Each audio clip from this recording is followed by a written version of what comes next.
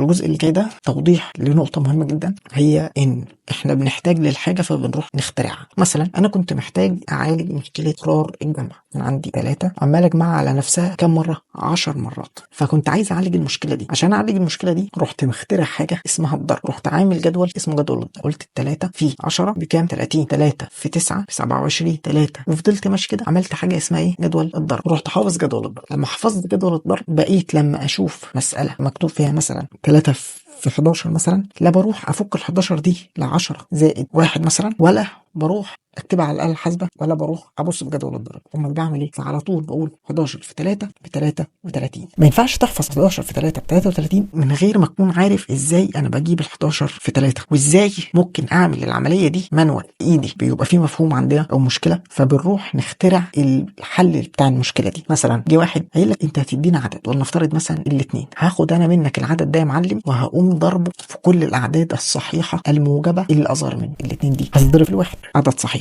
وموجب، الصفر مش موجب. اللي انا عملته ده كده، الاختراع اللي عملته ده هسميه مضروب. ليه يا عم عايز؟ انا حر. لو انت اللي كنت اخترعت او جات لك الفكره دي وعايز تسميها مثلا محمد توفيق، خلاص سميها محمد توفيق. هو اللي اخترعها وهو اللي سماها. يبقى احنا بنفكر في المشكله، بعد كده بنخترع حل للمشكله دي. ولنفترض اخترعنا المضروب. بعد ما اخترعنا المضروب رحنا استعملنا المضروب ده في استنتاج وطلعنا قوانين. مثلا المضروب ده هيتكتب كده وتكتب عليه عدد، مثلا هيكتب هنا 4، وقال لك ده معناه انك هتحط هنا كل الاعداد اللي اصغر من ال4 بشرط ان العدد يكون صحيح ويكون موجب. فهنحط هنا ال4 في 3 في 2 في 1. اللي انا هعمله دلوقتي ده اسمه استنتاج قانون من المفهوم اللي احنا اخترعناه ده. كده لو انت ركزت هو مضروب ال3. هو مضروب ال3 ده بيساوي ايه؟ بيساوي 3 في 2 في 1. هو اللي هو ده مضروب ال4 عباره عن 4 في مضروب 3. يبقى مضروب اي عدد، ونفترض الف، ده بيساوي ايه؟ العدد الف في مضروب العدد اللي اصغر من اللي قبل الالف على طول، اللي هو ايه؟ اللي هو الف ناقص 1، اللي هو الالف ناقص 1. هيجي واحد يقول لك طب انا هاخد ده كده واقوم موزعه، يعني الف ناقص مضروب 1 والهري ده كله بيساوي مضروب الف. يعني اللي انت عملته دلوقتي ده كده ايه؟ قال لك استنتاجنا اصلا. ده غير رياضي لعده اسباب. اول سبب انك ما وصلتلوش بطريقه رياضيه. تاني سبب انه مش منطقي. يعني مضروب الاربعه مش بيساوي مضروب 4 ناقص مضروب 1، فده مش استنتاج، ده هبد. ده كده اسمه ايه؟ استنتاج. استنتجنا قانون معين، لكن المضروب ذات نفسه هو مفهوم، هو فكره معينه احنا ترجمناها للرموز. ده الرمز الاول، بنديله معطيات ونحط المعطيات هنا. يبقى احنا بنقول ان المضروب هو فكره او مفهوم عرفناه بشكل معين، ان هو بنضرب العدد في كل الاعداد الصحيحه الموجبه اللي اصغر منه. يبقى عرفناه تعريف معين. بعد كده استنتجنا قواعد او قاعده من الفكره اللي احنا طلعناها دي. زي مثلا انا فكرت معاك في فكره التكرار، تكرار الجمع اللي هو الضرب، وبعد كده طلعت لك قانون ان اي عدد بيتضرب في 10 يعني نفس العدد وبتحط قدامه صفر. ده قانون انا طلعت اثبات معين، جربناه مثلا لقينا القانون ده صح. اثبتناه رياضيا ممكن برضو مفيش مشكله، بس احنا ايه؟ استنتجنا. يبقى القاعده يتم استنتاجها والمفهوم بنفكر فيه ونخترعه. طبعا عايزين نوضح برضو ان القاعده اللي هي دي كده بتشتغل فقط في نطاق المفهوم اللي احنا اخترعناه. يعني انا هنا قلت لك في الاول ان المضروب ده لازم احط هنا عدد صحيح موجب. جيت انت حطيت لي عدد سالب 4 مثلا، هل تنطبق عليه القاعده دي؟ يعني القاعده اللي استنتجناها، هل بقى السؤال ده ينطبق عليه القاعده دي؟ لا. ليه لا؟ حتى لو انطبقت عليه تبقى حاله شاذه.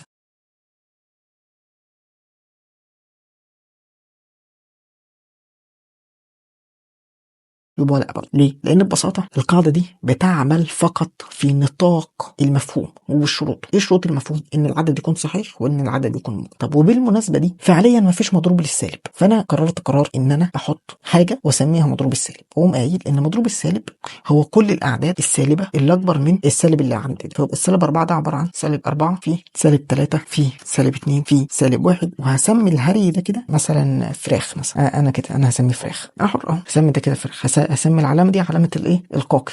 انا حر، انا مش انا اللي اخترعته. انا اخترعت الشيء ده، المفهوم ده، ووجدت له علامه وحطيت له شروط وسميته الفراخ والعلامه بتاعته اسمها قاقي. مش مهم. ولكن المضروب اللي هو ده ملوش علاقه بيه. المضروب بنقدر نحط هنا فقط معطيات تكون موجبه، او شروط المضروب انه موجب وصحيح. لحد هنا كده هنقول ان احنا فهمنا يعني ايه ضرب، فهمنا يعني ايه عدد، فهمنا يعني ايه اشارات، فهمنا يعني ايه جمع وطرح، فهمنا يعني ايه مساله رياضيه، فهمنا يعني ايه يساوي. بس تبقى في مشكله مش عارفين حلها ايه لحد النهارده العلماء قاعدين ومش عارفين حل المشكله دي، هي مشكله لو انا عندي رقم مضروب في رقم انا ما اعرفوش، ولكن انا اعرف ان نتيجه الضرب ده هو رقم اخر، ونفترض انه 15. ازاي احل المشكله دي؟ دي مساله مكونه من رموز انا مش عارف حلها، بس تعالى كده نترجمها لكلام ونقول ان لو انا عندي 15 صندوق وعندي 3 عربيات، عايز اوزع ال 15 على ال3 عربيات، اعمل ايه؟ فكر معايا كده. طبعا احنا مش هنحلها لان دي مشكله كبيره جدا، يعني صعب جدا حلها. تعالى بس ايه نفكر كده. عندنا 15 صندوق، عندنا 3 عربيات، مثلا دي عربيه الصندوق الاول تاني تالت الرابع اول تاني تالت رابع اول تاني تالت،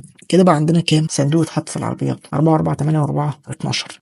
عندنا 15 صندوق، عبي يابا صندوق جديد على كل عربيه. عاش. يبقى كل عربيه هتشيل 5 صناديق، ولو عندنا 3 عربيات وكل عربيه شالت 5 صناديق، كده احنا هنقدر نشيل 15 صندوق. انا عايزك بقى تعمل لي قانون او تعمل لي قاعده وتطلع لي حل جذري للمشكله دي. يعني لما انا في مساله تانية اقوم حاطط لك 4 وعندك هنا مثلا 12، حل لي المشكله دي، اعمل ايه؟ مش عارف. فلازم يكون في حل جذري للحوار ده. اقل فيه اقعد كده زي ما احنا اخترعنا مع بعض الضرب، اخترعنا الجمع، اخترعنا، انا من عندي كده جدعانه مني اخترعت معاك المضروب السالب. انا عايزك تخترع لي حل للمشكله دي. القاك في الفيديو الجاي، والسلام عليكم ورحمه الله وبركاته.